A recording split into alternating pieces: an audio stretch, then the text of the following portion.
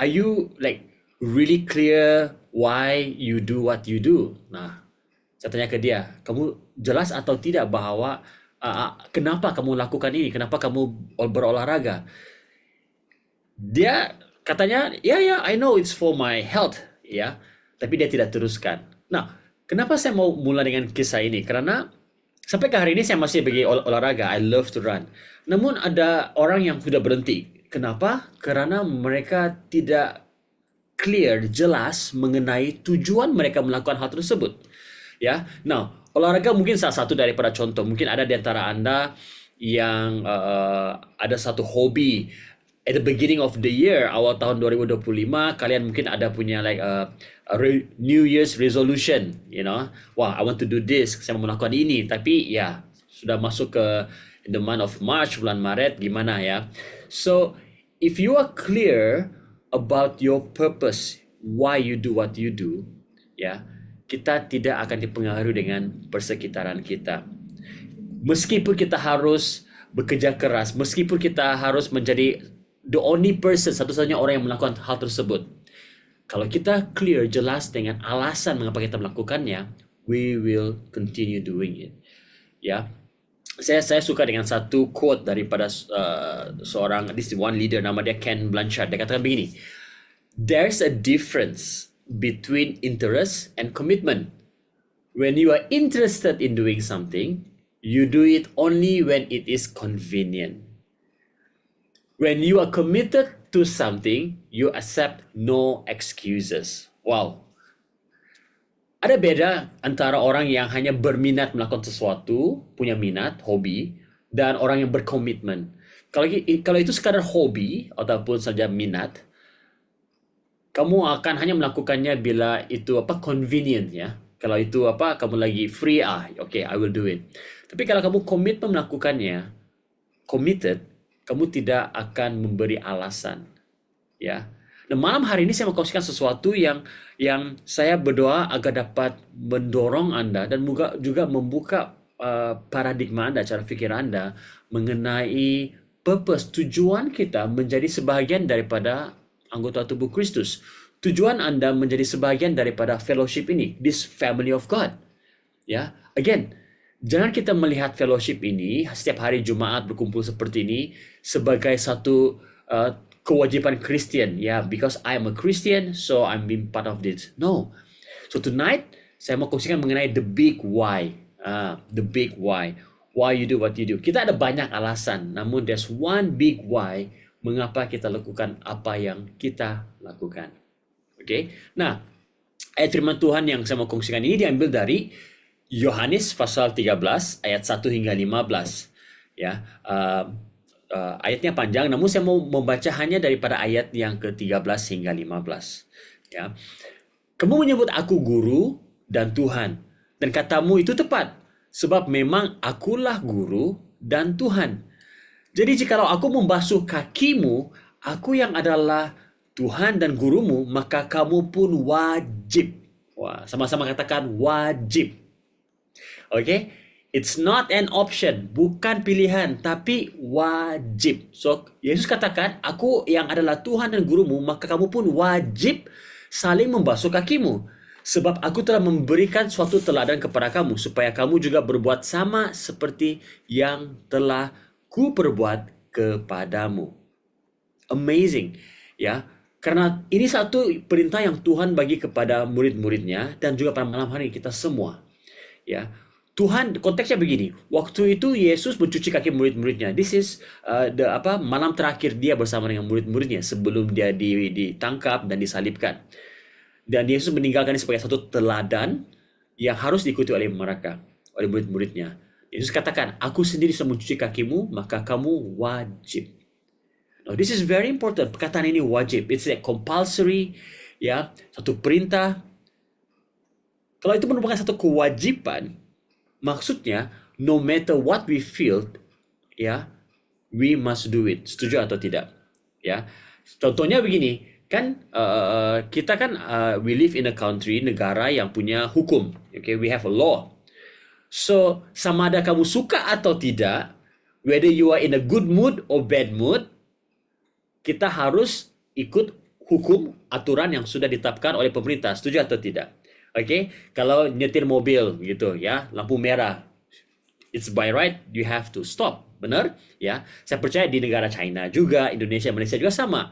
But kalau kamu you are not in the mood, maybe baru habis berantem, stress, you don't use that excuse untuk go against the traffic. Langgar lampu merah. Because sudah menjadi kewajiban untuk melakukannya. So malam hari ini, sama kamu tangkap bahwa Tuhan memanggil kita untuk saling melayani, saling mencuci kaki. Mencuci kaki ini adalah another way to say that, untuk saling melayani satu dengan yang lain. Bukan kewajiban. Bukan jikalau it's convenient, lagi iseng, ya okay lah, saya terlibat lah. Aku mau bantulah. No, it's nothing to do with whether you convenient, free, you are in the mood atau tidak. Ini adalah kewajiban. Nah, jadi I want to start with this. Apa itu pelayanan? Mengapa kita harus melayani? It's very basic. Ya. Dan ada di antara kalian, saya percaya sudah melayani. Ada yang mungkin berfikir yang, mengapa saya harus melayani? Nah, okay. Now let me start with this, a very basic one. Apa itu pelayanan? Okay, apa itu pelayanan? Nah, kita lihat di dalam Perjanjian Lama, dalam Yosua pasal 24. Dikatakan sini, takutlah akan Tuhan dan beribadahlah kepadanya dengan tulus, ikhlas dan setia. Nah, saya fast forward. Okay. Sini Yosua katakan ayat 15. Tetapi jika kamu anggap tidak baik untuk beribadah kepada Tuhan, pilihlah pada hari ini kepada siapa kamu akan beribadah. Allah yang kepadanya nenek moyangmu beribadah di seberang sungai Efrat, atau Allah orang Amori yang negerinya kamu diami. Tetapi aku dan seisi rumahku, kami akan beribadah kepada Tuhan. Now, here's the thing. Firman Tuhan Perjanjian Lama ini tulis dalam bahasa Ibrani. Jadi, bagi kita membaca ini, ibadah. Mungkin kita lihat macam a Sunday service, kebaktian ya, ibadah. But actually, perkataan ibadah sini, bila Yosua katakan, aku akan beribadah kepada Tuhan, maksudnya adalah abad. Dalam bahasa aslinya adalah abad. Means what? Melayani, bekerja untuk orang lain, bekerja untuk Tuhan. So far so good? So maksudnya, perkataan ibadah itu, ya, lebih daripada sekadar ibadah hari Minggu, praise and worship, datang ke gereja, online fellowship seperti ini. It's more than that. Perkataan ibadah itu abad dan Perjanjian Lama maksudnya we serve. So that means kalau saya katakan bahwa saya beribadah kepada Tuhan, saya juga harus sadar bahwa saya harus melayani, bekerja untuk Tuhan dan juga orang lain. So that is a ministry, pelayanan. Ya, dan ini sama-sama kalian semua tangkap. Kalau kalian mungkin belum lagi terlibat dalam apa-apa pelayanan. Okay? Ya, ingat pelayanan itu bukan hanya sekadar di mimbar. Bukan saja speaking jadi pengkhotbah ataupun MC dan sebagainya. There can be a lot of things. Okay, you can ask your leaders dan pemimpin kalian bagaimana Anda boleh melayani. There's a lot of opportunity. Namun siapa kamu tangkap ini? Pelayanan ini, bila kita melayani ini disusuli dengan berkat Tuhan. It's amazing. Ya.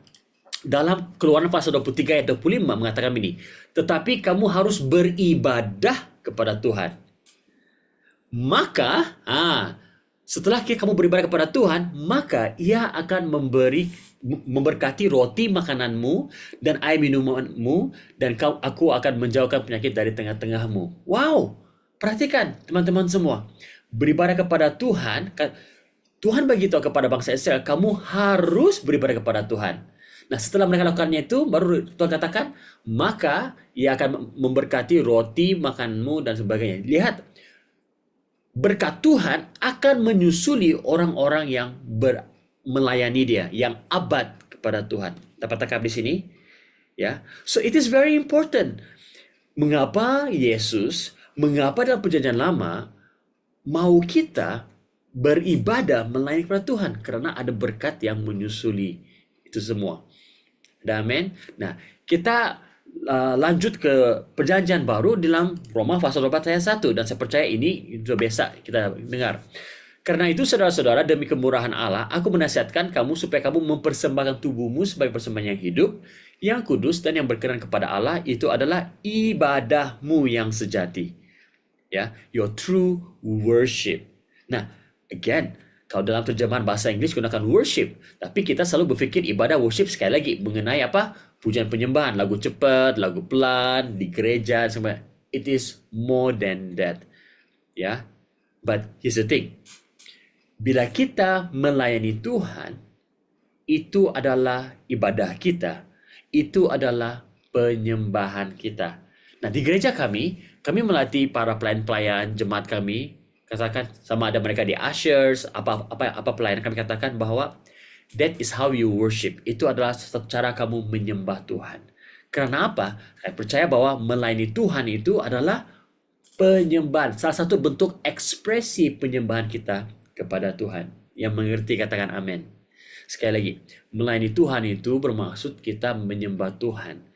Sama ada, bahkan kamu jadi moderator untuk Zoom, itu satu pelayanan. Kamu jadi teman-teman yang mengingatkan teman-teman kamu mengenai pertemuan malam ini, itu pun satu pelayanan. You remind them, you do scheduling, menjemput teman ke gereja dan sebagainya. Itu adalah satu ekspresi penyembahan kalian kepada Tuhan. Ya.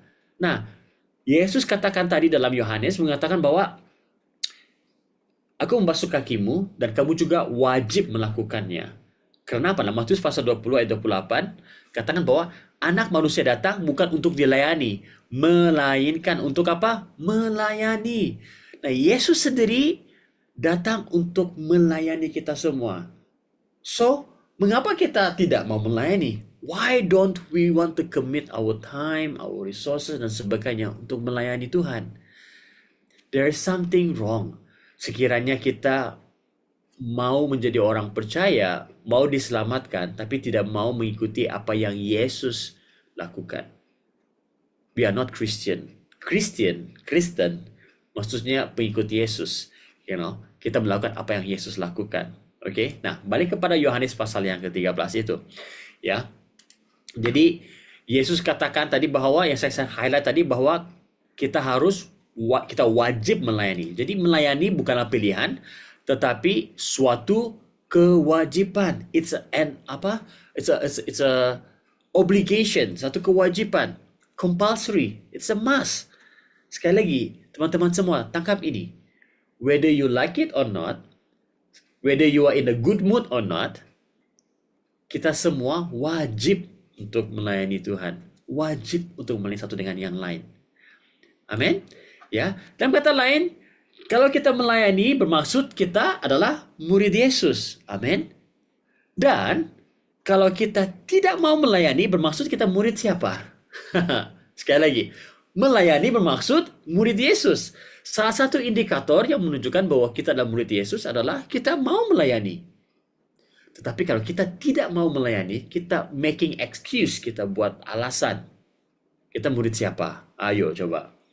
Right? Nah, kita maju langsung ke Perjanjian Baru. Di Perjanjian Baru, perkataan melayani ini berbeda daripada di Perjanjian Lama. Melayani ini, satu kata digunakan yang populer adalah diakonio.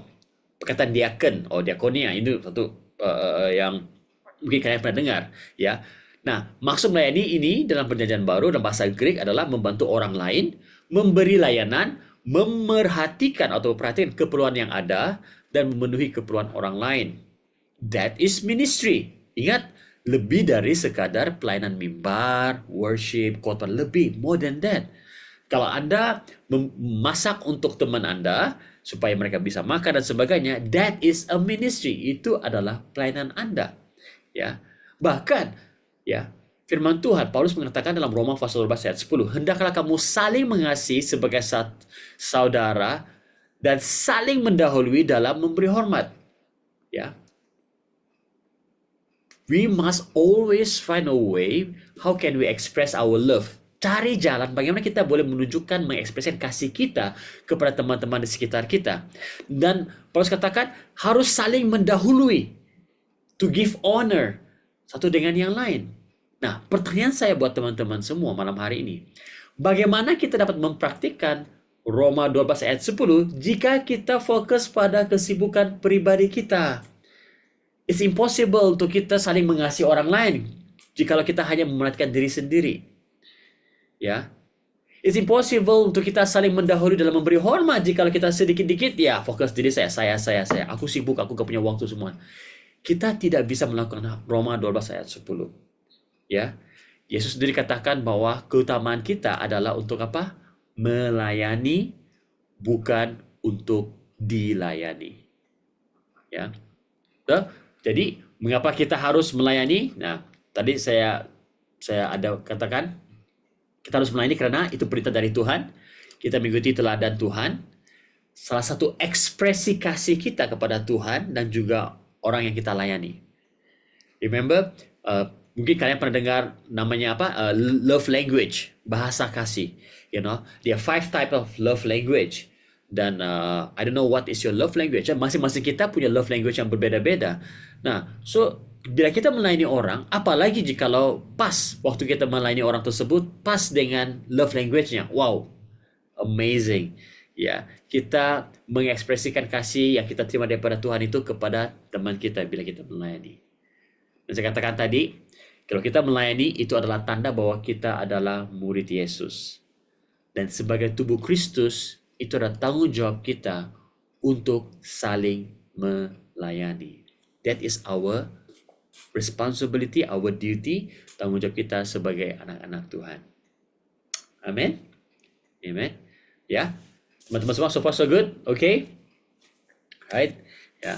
Saya percaya Anda belajar sesuatu yang baru pada malam hari ini. Now, ada satu perumpamaan yang Yesus sampaikan dan kita sudah cukup populer, kita cukup mungkin sudah selalu dengar, dan mungkin kalian pernah waktu di sekolah minggu kah, in the youth service, kalian pernah acting, berlakon, do this drama daripada kisah ini. Lukas pasal 5 ayat 15 ayat 11 32 mengenai anak yang hilang, benar. Nah, ini kan cukup populer kan? But I want to share with you satu kebenaran firman Tuhan mengenai prinsip pelayanan yang kita harus tangkap. Nah, mungkin ini hal yang baru bagi kalian, tapi bila Tuhan bukakan ini kepada saya many years ago, wow, it's a revelation. Dan saya kongsikan kepada tim pelayanan kami di gereja. Ingat, bila Anda menjadi sebagian daripada anggota gereja, part of a body of Christ, kalian juga adalah sebagian daripada keluarga rohani di gereja lokal Anda. Okay? Dan dalam setiap keluarga, ada kakak, ada brothers, sisters, ada adik, we have bapak rohani, ibu rohani, benar? Ya. Nah, hari ini melalui Lukas 15 ini saya mau Anda perhatikan, ya. Berhati-hati dengan beberapa sindrom yang ada mungkin di dalam gereja kita ataupun di dalam kehidupan kita. Mungkin kalian ada sindrom ini. Kalau ada, kita sama-sama bertobat. Okay? Nah, dalam pelayanan, ya, dalam hubungan kita dengan sesama. Nah, apakah sindrom? Sindrom that is, sindrom lah ya. Ya. Pertama, anak bongsu. Nah, kita tahu anak bongsu kan? Nah, jadi di dalam budaya orang Yahudi pada zaman Yesus, pada zaman itu, ya, seorang bapak, jika dia ada anak lelaki, itu adalah suatu harta. Dan anak lelaki ini adalah harapan bagi bapak tersebut untuk meneruskan pekerjaannya, bisnis ataupun perusahaan keluarga. Ya, dan dalam perumpamaan ini Yesus katakan bahwa ada seorang bapak memiliki 2 orang anak. Ya, jadi kedua orang anak ini, anak bungsu, anak sulung ini memang sudah menjadi harapan bapaknya untuk melayani, untuk bekerja bersama-sama dengan bapaknya. Namun kita tahu bahwa anak bungsu ini minta hartanya daripada bapaknya. Nah, pada zaman itu, harta warisan itu hanya dapat diberikan kepada anak bungsu atau si anak itu sekiranya bapaknya mati ataupun meninggal, pass away. Selagi bapaknya masih hidup, itu harta tidak akan diberikan. Oke, ya. Tapi dalam perumpamaan ini, anak bungsu meminta daripada bapaknya. Wow, dalam kata lain, anak bungsu ini, ya, dalam konteks kita pada hari ini, wow, kurang ajar. Like there's no manners, disrespect his father. Karena apa? Bila anak bungsu ini meminta harta daripada bapaknya, itu sama seperti begini. Bapak, saya mau kamu mati, bagi saya harta saya, bahagian saya, my part. Wow. Now, di dalam gereja, ada tidak orang-orang yang punya sindrom anak bongsu nih. Kenapa? Nih. Orang yang ada sindrom anak bongsu nih, mereka tidak tahu why they do what they do. Apa tujuan saya menjadi anggota keluarga Kristus di sini?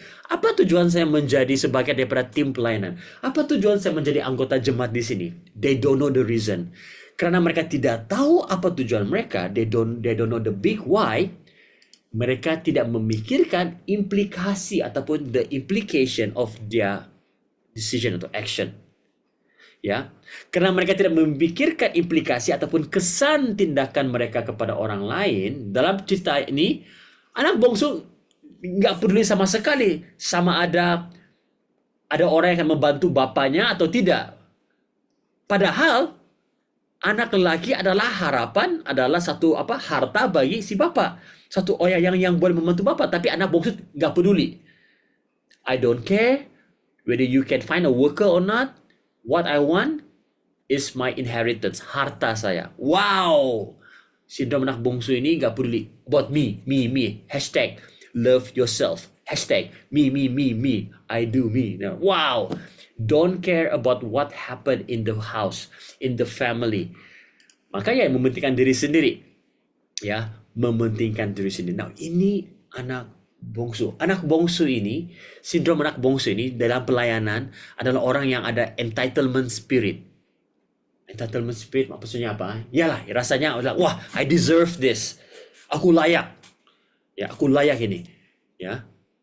Memang bapaknya sudah menyediakan harta, tapi belum lagi waktunya. Nah, perhatikan. Mungkin kita punya sindrom seperti ini, jikalau tidak ada, puji Tuhan. Tapi ini ada di tempat kami dan this is something yang saya mau kita tangkap. Nah, kedua. Nah, ini anak bongsu. Wow, sindrom anak bongsu. Sindrom anak sulung pula gimana? Nah, sindrom anak sulung, dia tahu melakukan tugas. He knows what to do, how to do it, when to do it, tetapi he doesn't know why he do what he do. Mengapa dia lakukan apa yang dia lakukan. Dia nggak tahu. Nah, macam mana kita tahu mengenai hal ini? Sebab waktu adik bongsu dia kembali ke bapaknya, he complained.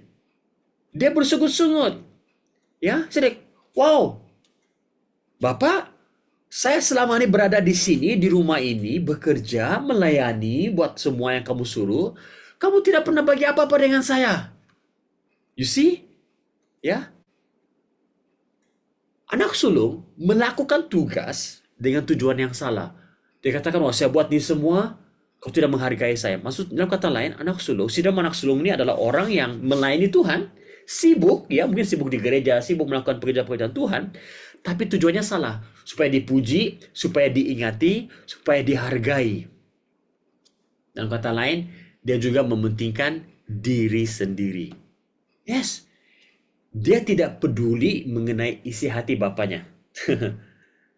Padahal segala sesuatu yang ada padanya, hartanya itu daripada bapaknya. Tapi he don't care. Bagi dia, it's what I feel, what I want. Ini ada dalam gereja Tuhan, di dalam keluarga Kristus. Orang yang memiliki sindrom anak sulung ini. They know what to do, how to do it, tetapi they have the wrong reason, motivasi yang salah. Ya. Sehingga bila ada mungkin teman-teman sepelayanan yang sudah lama jauh dari Tuhan ataupun kembali ke gereja dan sebagainya, wah, orang yang ada sindrom anak sulung nih pasti jealous, pasti marah, wah, kenapa pastor, kenapa pemimpin saya dengan mudah mengambil mereka kembali, merangkul mereka, dia tidak tahukah, wah, I'm the one who do all the work, dan sebagainya, seperti itu. This is syndrome anak sulung. Ya. I don't know about you. Ya. Bila Anda menjadi sebagian daripada gereja lokal ini ataupun this fellowship, adakah kamu seperti anak bongsu, anak sulung, atau yang ketiga, hamba? Hamba.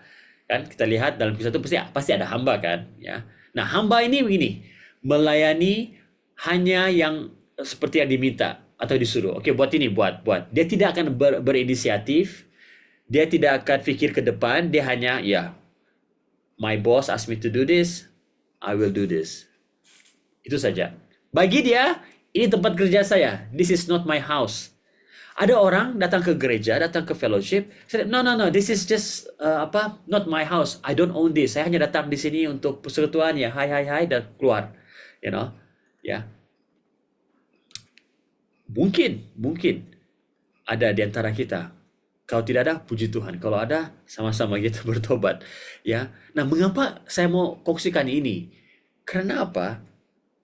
Panggilan kita sebagai ahli keluarga Allah, as a part of the body of Christ, adalah untuk menjangkau, untuk membawa orang-orang dekat kepada Tuhan.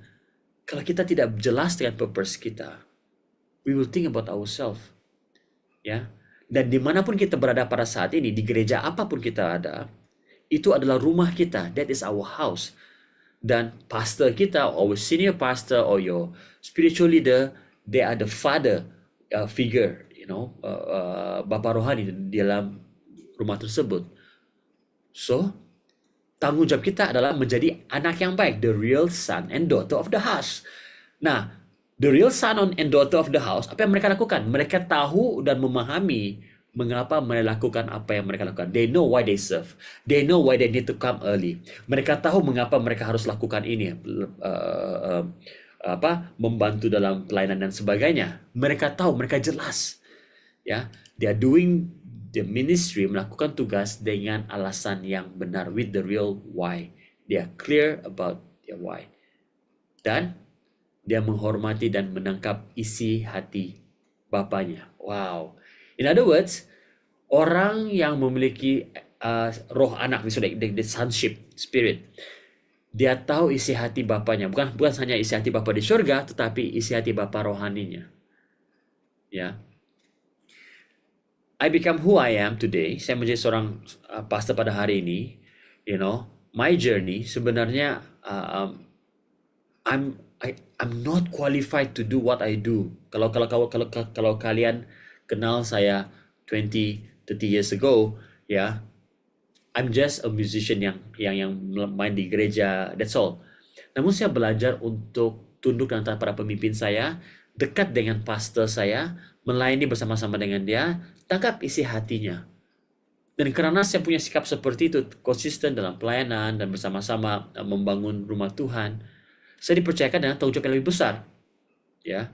Dan meskipun saya tidak lagi di gereja saya yang lama, I'm pastoring my own church, saya masih pegang prinsip ini. Continuous, terus ya, memiliki tujuan yang benar mengapa saya melayani. Ya, dan karena saya ada senior pastor, I submit to my senior pastor, dan saya memberikan cara bagaimana saya boleh melayani Bapa rohani saya dengan lebih baik. So, kita tahu mengapa kita harus melayani, karena kita anak-anak Bapa kita di surga, kita menyenangkan hati Bapa kita di surga, dan kita melakukan apa yang Bapa ingin kita lakukan. Ya, Roy E. Disney, okay, if you know Disney World, Disneyland, Roy E. Disney is one of the cucunya, kalau nggak salah, dia katakan begini, when your values are clear to you, making decisions becomes easier. Jikalau Anda punya nilai yang jelas, buat keputusan itu very easy. Ya. Yeah. Now, I want to be more practical dengan kalian semua. Okay, I got another 5 minutes and then I'm gonna end. I'm gonna be more practical with you guys. Dia bicara mengenai melayani. Mungkin kalian katakan, but pastor, saya tidak bisa melayani di gereja, di mimbar, khotbah, worship dan sebagainya. But you know what? Like I mentioned just now, pelayanan itu lebih daripada sekadar pelayanan mimbar. Now, let me tell you, kita melayani Tuhan melalui 3T. 3T. Time, talent, treasures. Time, talent, treasures. Your time, waktu Anda. Everybody has a 24 hours, 24 jam. Apa yang Anda lakukan? Again, ya, saya pasti kalian yang students, khususnya yang di China, kalian punya assignments dan sebagainya. But you make time every Friday, mengasihkan waktu untuk fellowship, untuk melayani satu dengan yang lain. Itu adalah cara kamu melayani Tuhan. You give time, bagi masa, waktu untuk fellowship, untuk melayani. That's how you serve. Okay, masa, time. Kalau kalian a good listener, you know, kamu itu pun satu pelayanan bila kalian duduk dengan teman kamu, just listen to his or her problems. Dengar, that is a ministry. Ya, don't worry. Kalian mungkin bukan pengkhotbah KKR, melakukan mujizat. You know what? You can still serve God dengan hanya duduk di tepi teman kamu and listen. Menjadi pendengar yang baik. That is another way to serve. Talent. Talent ini lebih daripada sekadar artistic talent, you know. Selalunya kalau lihat talenta, wah main musik, menyanyi, you know, artistic. Actually more than that. Some of you are really good in problem solving. Menyelesaikan masalah. Critical thinking. That is your talent. Secara natural kamu bisa, kalian bisa like wow. Some of you are really good, sangat talented dalam business. Ya. That's your talent. Gunakan talenta kalian untuk melayani Tuhan, to help other people.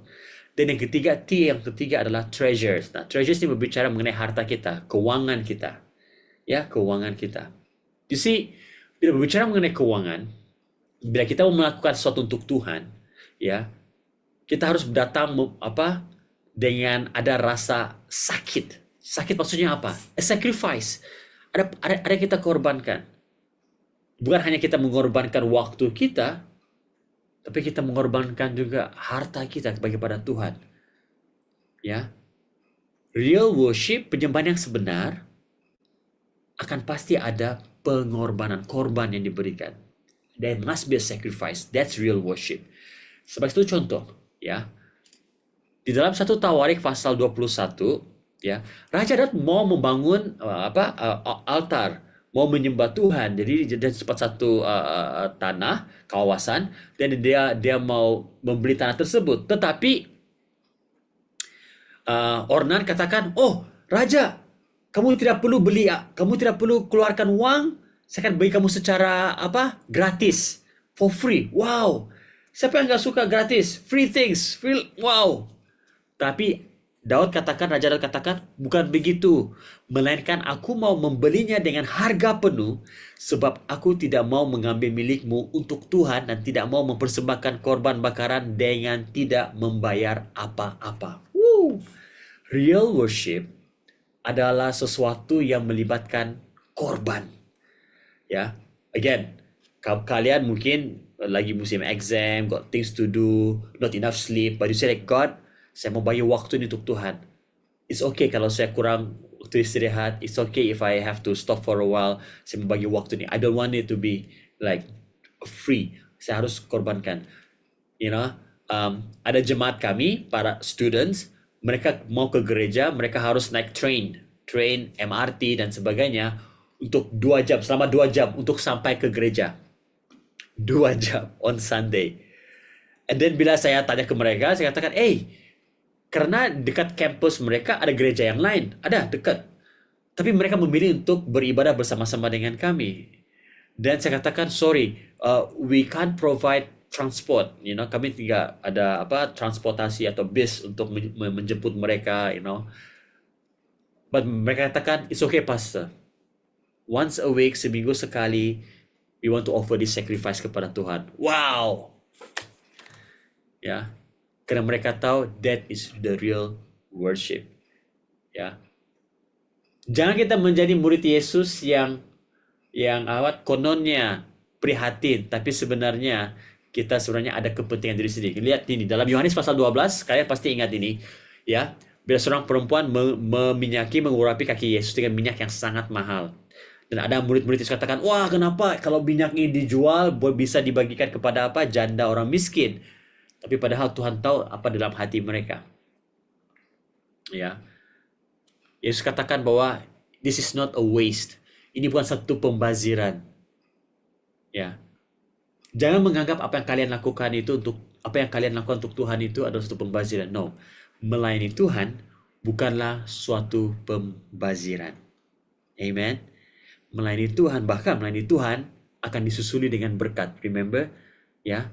Melayani Tuhan akan disusuli dengan berkat. I'm gonna end with this. Okay, Kolose 3:23 mengatakan, apapun juga yang kamu perbuat, Berbuatlah dengan segenap hatimu seperti untuk siapa? Tuhan dan bukan untuk manusia. Seperti untuk Tuhan dan bukan untuk manusia. Mungkin kalau kalian bukan hanya di gereja ya, kalau misalnya di kampus, tempat kerja, ya, apa yang kalian lakukan itu ingat kamu lakukan untuk Tuhan. Kalau manusia tidak melihat, manusia tidak memberi apresiasi kepada kalian, ingat you are doing this for God. Ya. When the time comes, bila waktunya tiba, kalian akan pasti melihat bahwa bagaimana Tuhan mengangkat kalian ke level yang lebih tinggi lagi. So, again, remember your big why. What is the big why? Mengapa kita lakukan apa yang kita lakukan?